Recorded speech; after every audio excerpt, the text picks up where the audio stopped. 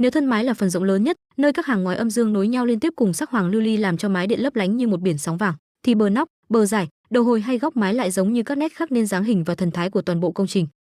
Hãy bắt đầu với bờ nóc hay còn gọi là sống mái, cao nhất của điện Kính Thiên, nơi hai đầu hồi được trấn giữ bởi tượng rồng cuộn mây.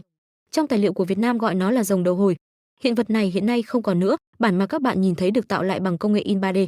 Ở vị trí tương ứng, kiến trúc cung điện Trung Quốc thường dùng chính vẫn là một cấu kiện rất lớn, cao 3,4 m, nặng 4,3 tấn và được ghép từ 13 cấu kiện khác nhau, được gắn chặt vào đầu bờ nóc bằng hệ kiếm, móc xích và đinh neo. Thì với điện Kính Thiên, hiện chưa có đủ tư liệu để khẳng định rồng đầu hồi Lê Sơ từng được cố định cụ thể bằng cách nào.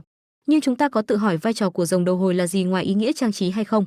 Tôi nghĩ điều này hoàn toàn có thể suy ra sau khi biết rằng chính vẫn của Tử Cấm Thành nằm ở nơi mà triền mái trước, triền mái sau và đầu hồi mái giao nhau, nên nó có tác dụng bịt kín đầu các đường ngói, ngăn không cho nước mưa thấm qua các đầu ngói, khe ngói, điểm tiếp giáp của mái. Đối với văn hóa Đông Á nói chung, các linh thú thường có vai trò trấn yểm, xua đuổi tà khí. Ngoài ra trong trường hợp này, còn có thể nói chúng được cho rằng có thể cầu mưa, tránh hỏa hoạn, sấm sét, thiên tai địch họa. Quay trở lại với bờ nóc điện Kính Thiên, nhìn vào sơ đồ của Viện Nghiên cứu Kinh Thành, ta có thể thấy một hệ diềm trang trí, giữ chặt hai bờ nóc trước sau lại với nhau, bao gồm có ngói úp nóc, tương ứng ở Trung Quốc gọi là ngói ống đậy đỉnh, ngói hộp, tương ứng ở Trung Quốc là gạch hộp bờ nóc, ngói kê hay còn được gọi là ngói thẻ hoặc ngói thanh, tương ứng ở Trung Quốc gọi là gạch áp ngói đương câu, ngói chân bờ nóc, tương ứng ở Trung Quốc gọi là ngói đương câu. Giờ chúng ta đem các cấu kiện ấy lắp lại với nhau theo đúng thứ tự, nhìn như vậy mới thấy bờ nóc có phần khóa chân, phần kê đỡ, phần tạo thân và phần úp phủ. Rời khỏi bờ nóc, chúng ta đi xuống theo bờ dải chạy từ hai đầu từ vị trí của rồng đầu hồi, xuôi theo dốc mái xuống góc mái, nằm ở nơi hai mặt ngói giao nhau, có chức năng ngăn nước mưa thấm vào, phía trên được nhấn bằng tượng rồng. Vai trò của rồng bờ dải không chỉ là trang trí mà còn để che chắn và bảo vệ chỗ giao của hai mặt mái hoặc mép đầu hồi. Tương ứng trên cung điện thời Minh Sơ, Trung Quốc có thủy tích thú. Thứ hai, ta nói về hệ tiểu thú. Hãy nhớ rằng Kính Thiên không dùng ngõa đinh, thế nên không có mục đích chắn các đầu đinh gia cố này. Còn Tử Cấm Thành thì có.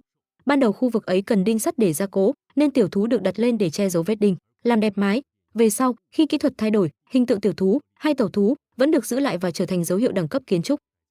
Nếu bạn nhìn sang cảnh Phúc Cung ở Hàn Quốc cũng có một hệ tượng nhỏ dọc bờ dải, gọi là giáp sang hay tạp tượng, không phải với ý nghĩa là hạ thấp vai trò mà có nghĩa là các loại tượng nhỏ khác nhau với các ý nghĩa về trấn giữ, trừ yêu ma, tránh tà khí. Còn trên hệ mái của Kính Thiên chỉ có rồng ngự trị.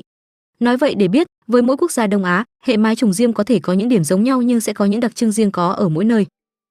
Bây giờ cùng nhìn vào sơ đồ mà Viện Nghiên cứu Kinh Thành đã đưa ra về các loại ngói ở bờ dải. Ta cũng sẽ thấy các loại ngói giống như đã nói ở phần bó nóc, nhưng hơi khác một chút về hình dáng. Ví dụ ta sẽ có ngói hộp bờ dải, diềm trang trí, tượng rồng bờ dải. Và đặc biệt ở đây xuất hiện thêm một loại ngói câu đầu bán nguyệt trang trí rồng chạy ngang. Loại này có thân vắt chéo, một bên dài, một bên ngắn, dùng để lợp ở góc diềm mái.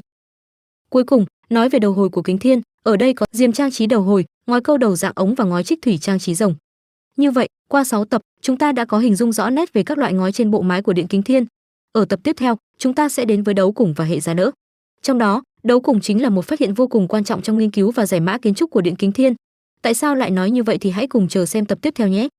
Và tôi là Khủng Long uống trà, người mong muốn làm sống dậy những giá trị. Cảm ơn các bạn đã xem video.